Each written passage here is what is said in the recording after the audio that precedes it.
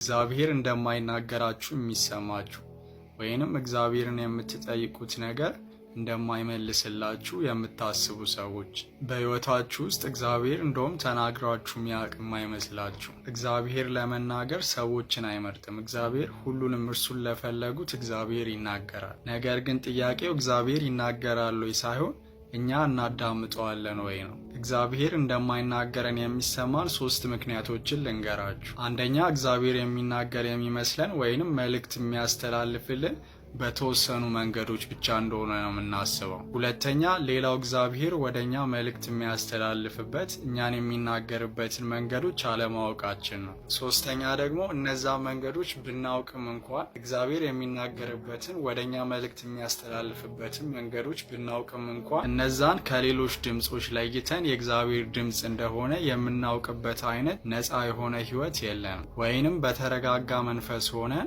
ከሴጣን ወይንም ከስጋ ተጽዕኖ የእግዚአብሔርን ድምጽ እንዳንሰማ ከሚያደርጉን ከነዚህ ከሁለቱ ነገሮች ነፃ አይደለም። ስለዚህ እግዚአብሔር እኛን የሚናገርበትን መንገዶች ልንገራችሁ።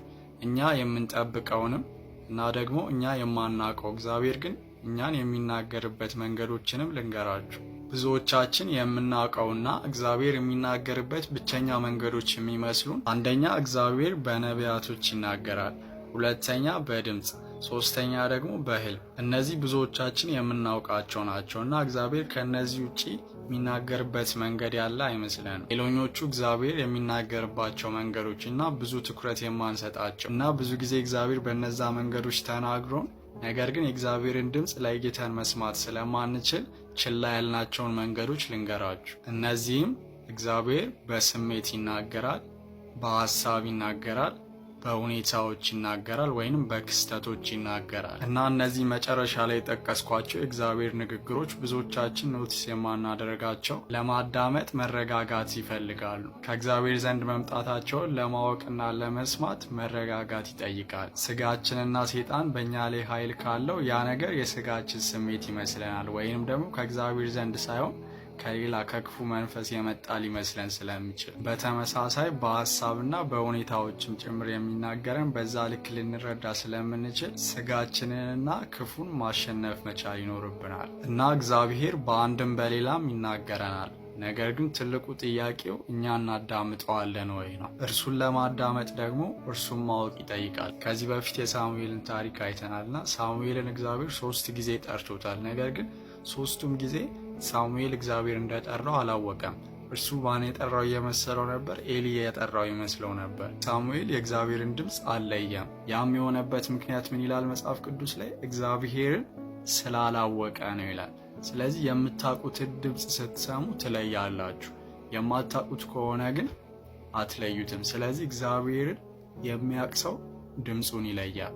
እግዚአብሔርን ለማወቅ ደግሞ ምን ማድረግ አለብን? እዛው ክፍል ላይ ሳሙኤል ምዕራፍ 3 ቁጥር 7 ላይ ምን ይላል? ሳሙኤል እግዚአብሔርንም አላወቀም ነበር፣ እግዚአብሔርንም ቃል አልተረዳም ነበር። ስለዚህ የእግዚአብሔርን ቃል ስታውቁ ነው ማን የምታውቁት?